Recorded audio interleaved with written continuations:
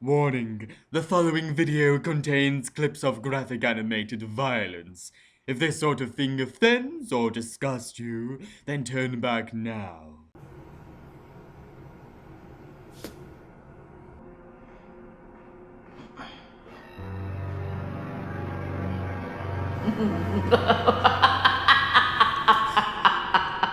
Who's there? Show yourself! Don't you remember me? I am Satan, the ultimate demon of darkness, and you owe me your end of the bargain. How am I gonna get out of here? Ah, Satan! Can we make some kind of deal? I remember you. Satan. It was many months ago.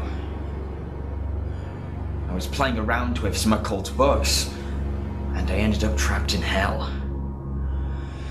But we made a bargain. In trade for my freedom, you would be able to decide 2 of my future reviews. But I'm sorry, Satan. I've already decided what I'm going to review this Halloween. You dare to go against your contract. If you do not review this movie, then you will be punished with boiling lava and rotating sharp machines. Okay, calm down. Which film would you like me to review? A little horror cartoon called Lady Death.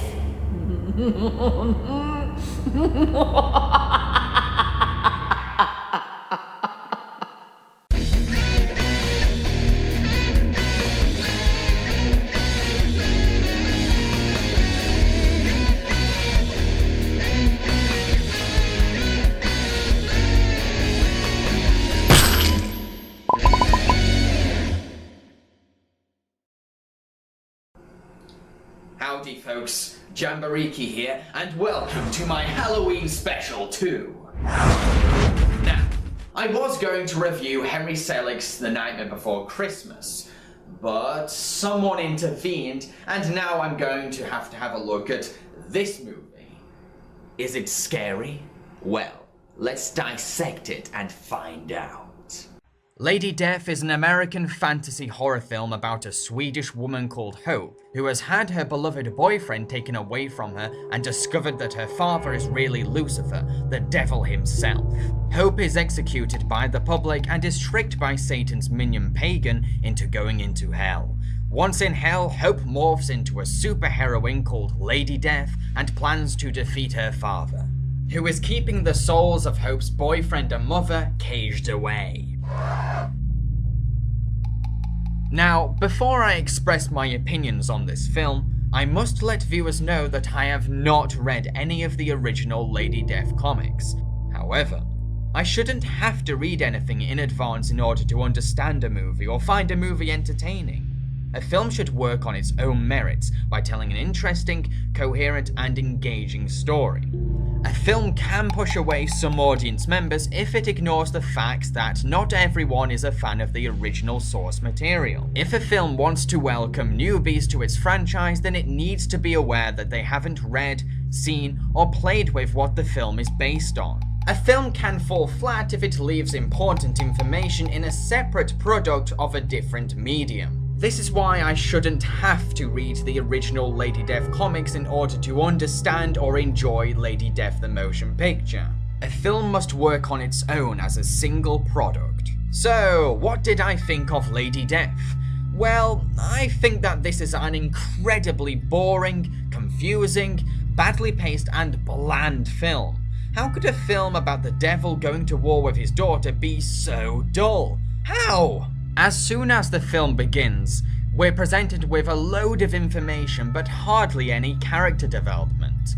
The film sets up its entire premise under the first 10 to 15 minutes, without even giving us a chance to get to know the character of Hope. Why should I care about this lady? I don't know who she is, I've just met her. The film introduces its premise so quickly that I wanted it to take a step back. In addition, as soon as the film starts, it expects us to be moved and blown away by several things under very little time. We're meant to be touched by Hope's love for her boyfriend, Niccolo, and we're meant to be stunned to find out that Hope's dad is actually Lucifer. Well, here's the thing. I didn't believe in the romance between Hope and Niccolo because it's presented in a tiny microsecond. And I wasn't shocked to find out that Hope's father was really the devil because I had just met her father a few minutes ago. A romance needs to be believable in order to be convincing, and a film's twist is only shocking if we're fully acquainted with the characters on screen. I couldn't get invested in the film's introduction because it lacks any emotional depth for me to latch onto. Another thing that bugged me was Hope's transformation into her alter ego, Lady Death. It's a really poorly executed transformation, because it makes no sense and it comes out of nowhere. She just randomly starts using magic powers, calls herself Lady Death, and turns all white. There's no explanation given for why this is happening. Now, sure, she is the devil's daughter, but if she has inherited Lucifer's powers, then how did she unlock them? And why has she physically changed as well? You can't throw a huge change like this at the audience without any explanation and expect them to understand it. When she first starts using her powers, she doesn't even seem shocked or stunned, which makes no sense. If I had strange light shining from me, then I would be asking questions and wondering where it came from. At first I assumed that Hope had been possessed by a demon called Lady Death, but the film never confirms this idea. I also assumed that maybe Hope has always been aware that she has these powers, because like I said, she doesn't seem shocked when she's using her powers for the first time. However, if that is true, then why didn't she use her powers to protect herself in previous scenes? This interpretation also doesn't explain why she's physically transformed too. The film doesn't give a plausible or interesting reason why Hope has transformed into this Lady Death character. The film just expects us to accept that Hope has randomly changed now. But I can't accept this change because I don't know why and how it's happened. It's not ambiguous or mysterious, it's just lazy writing that confuses the audience. When the film decides to finally settle down, it tries to be engaging with a battle between Lady Death and a troll guard, but their fight lacks tension.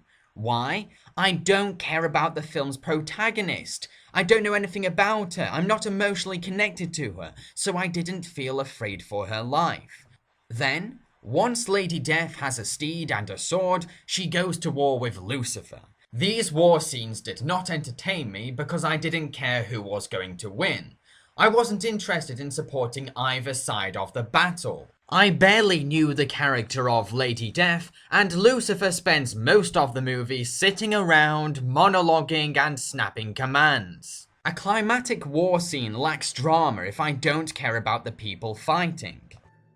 Now, I wouldn't mind not caring who's going to win this war if these battle scenes were well put together, but they're not. They're too chaotic and over the top. I couldn't get engaged in the war scenes because there's too much to take in. They lack visual tension. Lady Death also fails as a horror film because it's not scary. There's no atmosphere, which is important because it's supposed to be capturing the terrifying world of hell.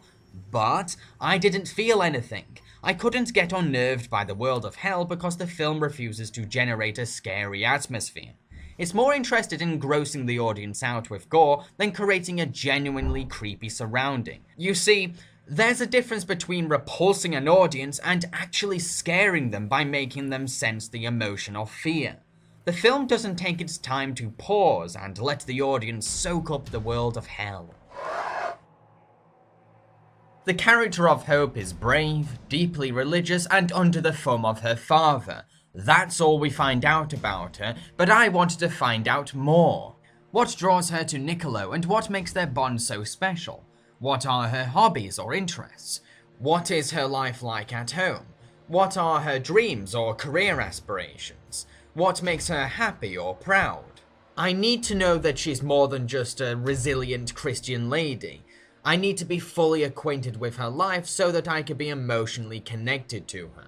Once Hope turns into the titular character of Lady Death, she becomes a walking killing machine with the charisma of drying paint. She doesn't have enough personality or character to make her an interesting superheroine. Sure, maybe the original comics wrote the Lady Death character much better, but this film portrays her as a very boring and forgettable individual. Yes, she does kick ass and she has a lot of heart, but she's not an interesting person. There's no charm or charisma to her. Then there's Lucifer. While he may be intimidating, the film barely does anything with him. Like I said before, he spends a majority of the film sat on his throne, giving commands to Pagan while he waits for the war to start. Lucifer had potential as a villain because he seems very threatening, but the problem is that he doesn't do anything interesting until his battle with Lady Death. However, I do like that he's not all-seeing and that he's portrayed as a mortal being. He may be very, very powerful, but he can be killed. This makes him interestingly flawed. It's just a shame that the film's writer, the late Carl Macek, didn't give enough things for Lucifer to do. There's also Cremator, a blacksmith who was wronged by Lucifer. He helps Lady Death train herself as a warrior. Now, Cremator is the character that Lady Death spends the most time with, but their chemistry isn't very strong. Of course, Cremator respects Lady Death and sees potential in her. Plus, they do share their feelings with one another. But I couldn't feel a real intimacy between both characters. Their relationship lacks a raw emotional connection. When they share their feelings, it seems forced and doesn't seem like they're naturally bonding. I liked the character of Pagan, Lucifer's court jester. Sure, he's weedy, cruel, wicked, and shady, but he's also full of eccentric energy and has a cheeky personality. I know this sounds strange, but I actually felt sorry for Pagan. Why? Well, because he tries so hard to impress his master and gain rewards, but he rarely gets what he deserves, despite all the work he does. To be honest, I wanted him to gain respect from Lucifer. You know a film has failed if the only character I can sympathize with is the villain's spiteful minion. Last of all, there's Niccolo, Hope's lover. Like I said before, I couldn't believe in the love between Hope and Niccolo because the film doesn't fully develop their romance. This really affects the film because there's an intimate scene between the couple in the final act and it didn't provoke me at all. Why? Well, because this couple only shared one scene together, and it was a very, very, very quick scene. Lady Death was animated by ADV Films, a company that specializes in dubbing Japanese anime shows into English for Western audiences. Despite being an American production, Lady Death seems to be very influenced by the spirit of Japanese anime. The designs and aesthetics of Lady Death are very reminiscent of a Japanese anime film. Sadly, however, time and money have most likely weakened this film's animation quality. The animation itself looks unrefined and tacky because it's missing smooth fluidity and characters' facial expressions look stiff or limited. I thought that the animation in this movie was cold and unemotional because it lacks the heart, strength, power, passion and energy needed to make its characters seem alive. I'm assuming that this low quality of animation is the result of cut costs or a strict deadline that restrained the animator's freedom. Another assumption is that the makers wanted Lady Death to imitate the style of a cheap anime OVA. You know, the kind you find for £2 on the bargain shelf in Kex, which it has accomplished if that's the case. Nonetheless, it's a shame considering animation is ideal for a fantasy story, because it's the art of illusion. This film is full of demons and supernatural magic, so a more fluid style of animation could have been perfect for capturing the fantasy elements of the plot. On the other hand, I can't deny that the background designs are astounding because of their glorious scope and wonderful details. However, a background should support the character animation, not excel above it, or it becomes distracting. In addition, like I said before, the film fails to capture a creepy atmosphere, so these sets pretty much go to waste unfortunately. Seeing as this film was produced by a dubbing company, you'd expect the voice acting to be its strongest aspect. Well, the voice acting for Lady Death is very good, but not flawless. Some cast members have a habit of awkwardly pausing in the middle of their lines now and again, which is not only distracting but also a bit odd. Christine Norton does an okay job of splitting apart her roles of Hope and Lady Death. She divides them by giving Hope a tender, soft voice, plus portrays Lady Death as strong and tough. The late Mike Kleinhens provides the voice of Lucifer. He gives his satanic role a lot of suave charm and menacing threat. These aspects are vital to portraying the manipulative and demonic character of the devil. Andy McCavin lends his chords to the sleazy jester Pagan. He does a great job by giving Pagan a creepy and nasty voice that makes his character sound effectively vile. The only actor who doesn't do well is Rob Mongol, who sleepily underacts his role of Cremator and sounds like he isn't emotionally invested in his own character. I can't blame him though, he doesn't really have much to work with. The music score for this film is good, just good. It was made by video game composer Bill Brown, and it's a decent score. It doesn't have any standout pieces, but it certainly knows when to give the soundtrack a grand scale during war scenes. Brown achieves this by accompanying the war scenes with majestic compositions full of mighty choir chants. The war scenes themselves may be boring, but at least Bill Brown's music during these scenes is worth listening to. What really fails in the film soundtrack are the sound effects. The sonic art of Lady Death is incredibly unimpressive, probably the worst sound effects I've ever heard for an animation. Sounds are either way too quiet, muffled, or don't match the imagery on screen. Unless it decides to be a completely silent project, sound effects are very important for an animated film because it elevates the movement on screen. Sound can help us believe more in the animation's weight, impact, or substance. Sure, animation should speak for itself most of the time, but it can be held back immensely if it's accompanied by poor sound effects. To conclude, Lady Death is a generic good versus evil tale with an underwritten heroine, an underused villain, and lots of confusing ideas. I'm going to give it 2 skull stars out of 5. However, if you like films that focus more on violence and gore than story and characters, movies like the Hostel series, then you may enjoy Lady Death. I've been Jambareeqi. I hope you've enjoyed my review.